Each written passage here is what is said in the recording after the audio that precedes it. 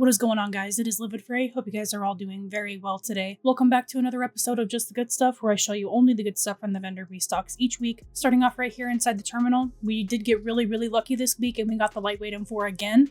We did get this in both locations, actually, which is like a double whammy. We really don't get the lightweight M4 blueprint very often, especially in both vendors. So make sure you guys pick up the lightweight M4 blueprint. Additionally, we do have the 5.52 hollow sight available and the extended magazine. Make sure you pick these up. 5.52 is great for critical hit chance on ARs. Extended mag, pretty much good for anything else. We also have the tactical ACR 204 gear score. This is really good for tactician builds. Make sure you guys pick this up if you're looking for something to help you guys unlock that ferocious destructive combo on your tactician builds. We are going to skip the special equipment vendor inside the terminal. There's nothing there that I'm recommending. So our next stop is going to be the advanced weaponry vendor inside the base of operations. This vendor has a large suppressor with 19% critical hit damage, 5% optimal range, and 2% accuracy. These are honestly perfect for Deadeye builds because you can't have any kind of like critical hit chance or headshot damage here. So I think these are honestly some of your best case scenarios for this. I would definitely recommend purchasing these. And then over at the Dark Zone vendor inside the base of operations, we do have a somewhat, I would consider these kind of rare. They are really good firearm mods on 263 with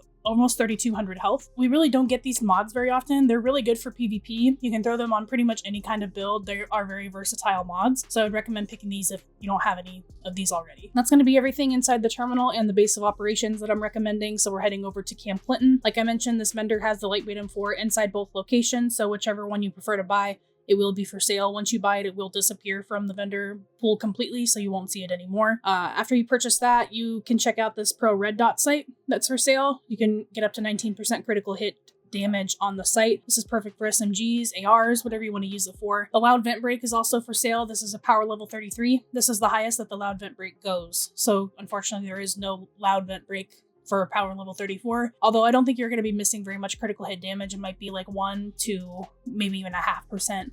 I'm not entirely sure how far up the power level 33 critical hit damage goes to. And finally, there is a custom P416 blueprint for sale here. This again works out really well with Tactician if you don't want to opt for that tactical ACR that's for sale inside the terminal. It's going to be everything for the blueprints this week. So again, make sure you guys pick up the lightweight M4. It is going to be worth your time and Phoenix credits. I promise you, it's the best blueprint in the game. So make sure to buy that.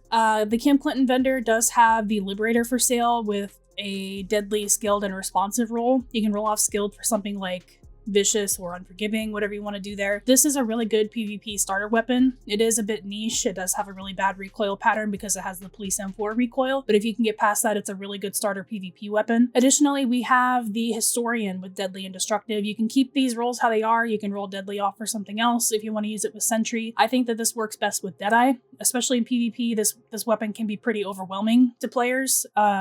It's a weapon that you're able to spam, and if you roll off Destructive for Prepared, it's going to do some decent damage as well. And then our last item here is going to be the C79 scope. It has critical hit damage, stability, and accuracy. Again, a really good combination for Deadeye because you can't have any kind of headshot or critical hit chance. So make sure you guys pick this up if it's something that you're interested in buying. That's going to be everything inside Camp Clinton. So now we're going to head over to Dante's Run Safe House. This vendor does have a 6% first aid self-heal mod. I don't use these too often, but I always recommend buying them if you don't have them because they are pretty helpful for when you are wanting them. They primarily work best for solo builds. I would never really recommend using these in a group because of course they're only going to apply to yourself. And remember that the first aid self-heal only goes for the actual skill itself and not medkits. So if you have these equipped, it's only going to work for the actual first aid skill. You're going to have to kind of consider what kind of build you're going to run with these, but they are for sale if you are looking for them. Our next location is going to be over at Kerman Station. This vendor does have a 5.52 hollow sight for sale, 7.5 critical hit chance with 5.5 headshot and 4 critical hit damage. We're just missing a 0.5% on the headshot damage for this to be a perfect roll. The actual critical hit chance itself might go up to 8%. I do have an 8% Tyrant suppressor, so I think the sights might also go up to 8%. The normalized values are going to be 8.5. I don't know if it's possible to get that in the game. I've never seen it myself, but these rolls regardless are really good. So if you do take this into last stand or skirmish, this will be normalized up to their highest values. Our next safe room is going to be the Firewall on the east side of the map. This vendor is selling it's another niche mod,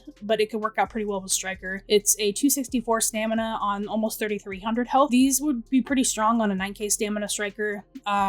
You could also use this on a 6k stamina Striker. The reason why I say these work well with Striker is because the higher your health pool is, the more healing you're going to receive in return from the Striker's bonus. So this is going to increase your health pool, and it's going to, in return, return give you more healing. You'll also receive more healing from things like Sustained and Predatory, so just keep that in mind. The health mods can help out quite a bit with that. Our next safe room is going to be inside the Dark Zone at DZ09 Saferoom. I will head up there and I'll show you guys what's for sale this week. Alright, I've made it to DZ09. This vendor does have a VX1 scope with 18 headshot damage, 2 accuracy, and 4 critical hit damage. These are all maxed out aside from the headshot damage. We can get a maximum of 18.5, so we're only missing a half a percentage there, which is really not that much. I definitely recommend buying 18s anytime the vendor has them because we don't see 18s very often. Our next vendor is going to be East 61st Street, and this vendor is also selling a VX1, so this is kind of a two sides of the same coin, or like a pick your poison kind of a deal. They are both 18%. This one has optimal range and critical hit chance instead. Neither of these rolls are maxed out. Since these videos are primarily my suggestions, I would suggest the DZ09 Saferoom over this one. However, if you are a bit lazy like I am and you don't really feel like going over to DZ09, don't blame you. You guys can purchase these ones. They're both great. It's the headshot damage that you're mainly going for, but since the other one actually has maxed out attributes, I think that one would be a bit better, and generally I prefer critical hit damage over chance. The next vendor is going to be East 53rd Street. This vendor does have a 4% turret damage mod. This one can work out pretty well with things like Firecrest or Tactician, where you are utilizing the sensor turret. I don't generally recommend buying these with Dark Zone credits. I would probably wait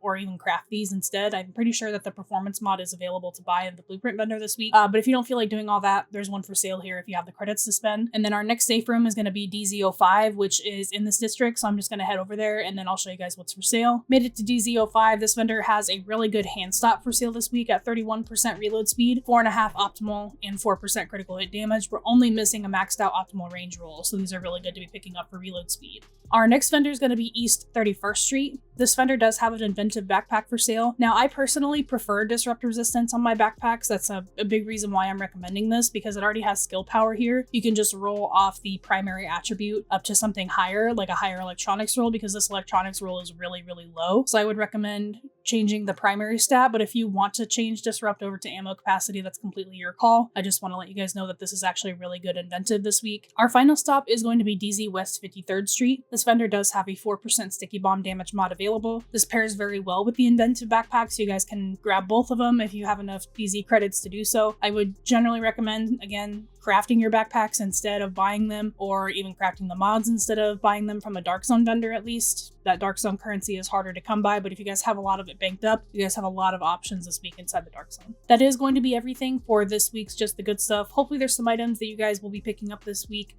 Again, make sure you guys are buying that lightweight M4 blueprint. It is going to be the best blueprint that you could probably pick up in the game, and there's some really decent blueprints for sale as far as making your weapons do some higher damage, and some pretty decent mods themselves this week. I think that it's definitely not our worst week, but I do hope that we get some damage to elite mods in the future, just because I know a lot of you guys probably missed that electronics mod last week, but I'm sure we will get some more in the future, so just keep praying to the vendor reset gods for that, and hopefully next week will be better. But if you didn't like this week, there's always next week. I'll talk to you guys in the next episode. Have a great rest of your day.